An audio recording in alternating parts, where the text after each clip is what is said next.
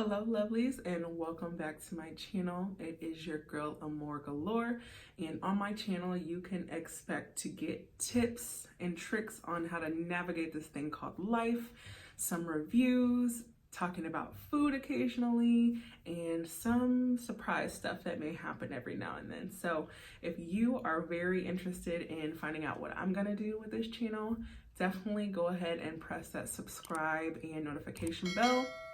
That way you are notified of all the content that I post. And thank you for your time that you do watch my videos and comment, and we are a cohesive unit. And I did recently post my new Facebook page, Amore Galore, and basically there I'm just gonna post positive stuff, have you guys post positive stuff and encouraging stuff, because I know that, you know, every day is a battle for some people, for most people in this day and age, but I just want that to be a community where we all love on each other and support and give to each other. So I will go ahead and link that in the description below. So in today's video, I want to talk a little bit about tips on saving money. So if you're interested in tips I've used to save money and tips you can definitely use too, keep watching.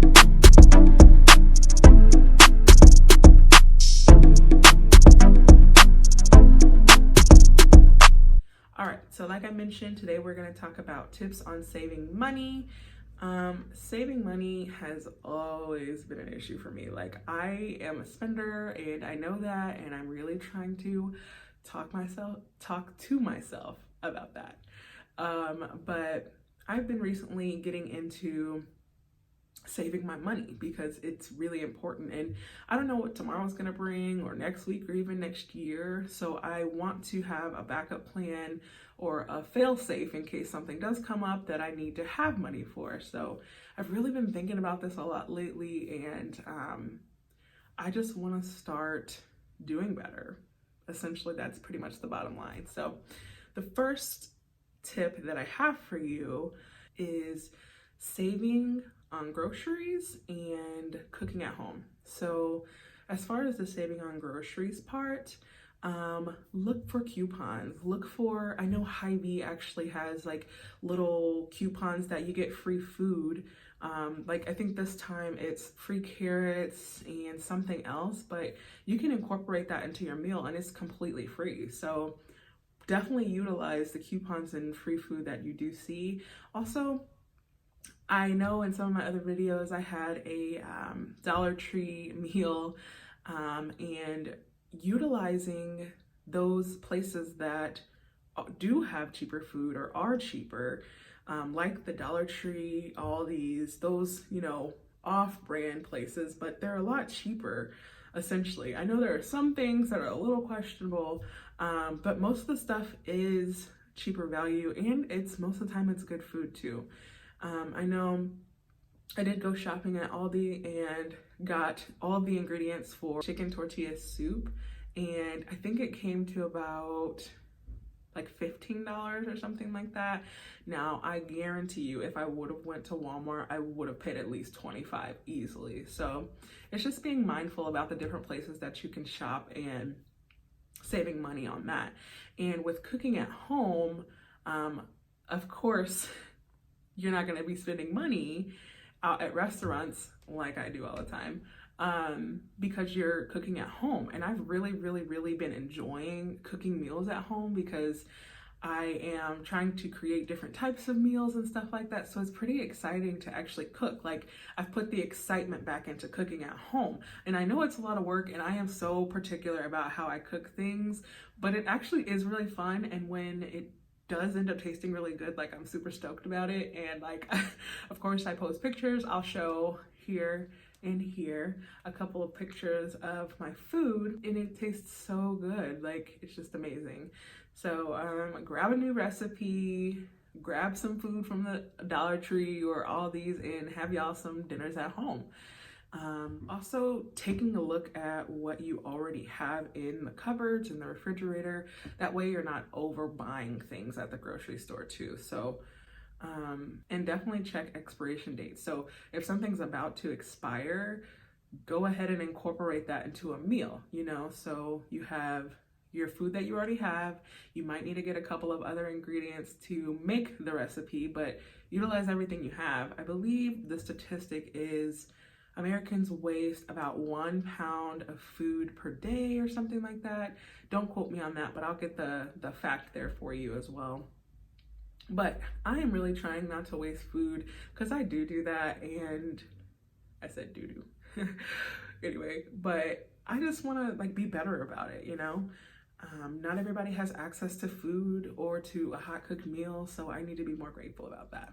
And along with that, meal prepping. So preparation for the future meals will allow you not to spend so much at the grocery store. I have gone a time or 2,000 probably to the grocery store with no idea in mind what I want to purchase. I'm just hungry. And we all know how that works out when you're hungry and you go to the grocery store. You're literally spending $200 on junk food. And most of the time you can't even make a whole meal out of it. So just being mindful about that, and writing down your meal preparation plan. So Monday, we're gonna have a soup day. Tuesday, it's Taco Tuesday.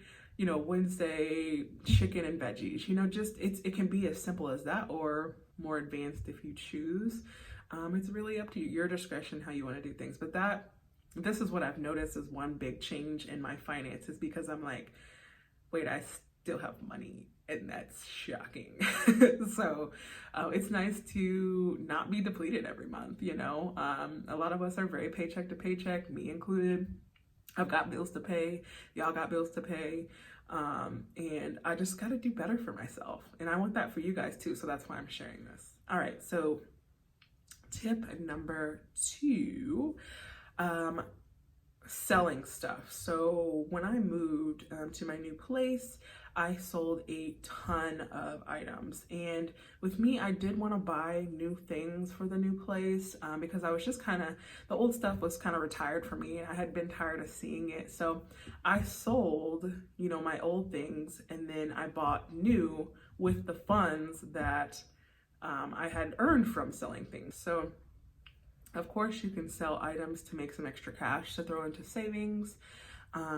Trying not to have an idea in mind of what the money is actually for. So for example, I sold my bed frame, and let's say 50, I don't remember how much I sold it for, but I sold it for $50. And if I'm going into this like, okay, $50, okay, I could get those pairs of shoes that I wanted. I'm going into it with already spending the cash anyway. So try not to have an idea of what the money's already for. Just kind of toss it in your savings and leave it there. Another thing that's helped me within that is buying things that make me not spend money.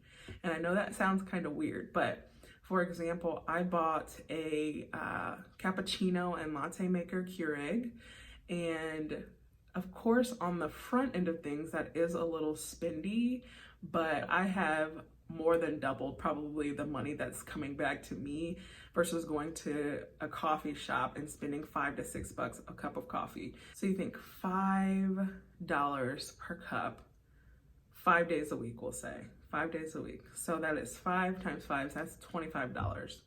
That's just 1 week. Imagine how many weeks I would go to get coffee. So that can end up to be a lot of money. However, now, I can't remember the last time I went to the coffee shop just to get some coffee, because I make it here, you know, and there's so many ways to make different types of coffee and stuff like that with the type of Keurig that I bought, which I'll also post right here. And it's really cool. Like, I love it. My dad always coming over trying to get some coffee, but it's awesome. I love it. And I'm not spending any money by using it. So that's been helpful too. All right, so tip number 3, budgeting. Okay, so I want to make this disclaimer that budgeting is only as good as its user. So if you aren't going to stick with the budget and have diligence with it, it's not going to work. And I mean, that's pretty straightforward, pretty plain and simple. And I say this because I've made several budgets that I didn't stick to and it didn't work. However, I have been getting more into writing down everything that I have to spend, paying for everything right then and there, and then just figuring out for the rest of the month what I'm gonna do with the other funds, whether that is I'm gonna go out to eat with my friend one night, or I'm gonna just put that money back and hold it for a rainy day.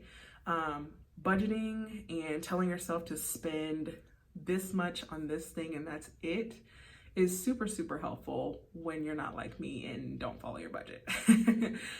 But I'm being better, and that's what this video is about, is being better than we were yesterday and learning how to save and do new things that we might not have tried before. So we're gonna get there, folks. All right, and tip number 4 that I have for you, saving automatically. So essentially what that will look like, I have a separate savings account, and it's only a savings account. It's not a checkings account, because we can easily switch that money over and swipe. But I literally send over $5 per paycheck.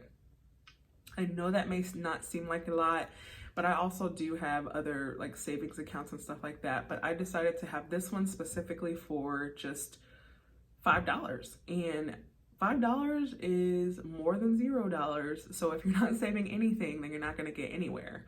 But I rarely look at the account. I don't even know how much money it has in it right now, but I just keep sending money over there, and it automatically drafts out of my account. So I really don't even see it anyway. And $5, you really, really don't notice it. So $5 is gone. Okay, cool. $50 or something, you might notice that a lot more. And so that's why I think I started out smaller and will increase it, as time goes, and I feel more comfortable with that. So saving automatically is really, really a good tip too, because you're not having to literally hold the money in your hand and seeing it, not being able to use it anymore. So I know that's a little dramatic, but I'm all for the dramaticism. So anyway, last but not least, there are several tips out there that you can use, of course. But this one, I feel like a lot of people get guilted into this, or guilt tripped, I guess, because sales. Okay, sales are cool and all, but what are you really saving? Because all you're doing is spending. When you go to the store and you see on that little receipt and it says you saved $360, except you spent $450. Granted, at full price, you would have spent a bigger amount than that, but you're not saving anything because you're still spending. And I think that's where we get guilt tripped into it a lot. Like, we're like, oh, but we're not spending that much because it's on sale. Sales are cool. If you want to buy stuff, go buy it. But just keep in mind that sales aren't actually helping you save money at all. So I just want you guys to know that, and I just want to be mindful about that when I go out, because I will see a sale sign and get excited, but then I really think about, like, I am not really saving any money because I'm spending it. And like I said, of course you could spend a lot more if you did pay for it for full price, but you're not saving any money at the end of the day. So those are my tips for you guys today. Go ahead and check out some of my other videos if you wish. And I hope you guys keep spreading that love, and I will see you in the next video. Peace.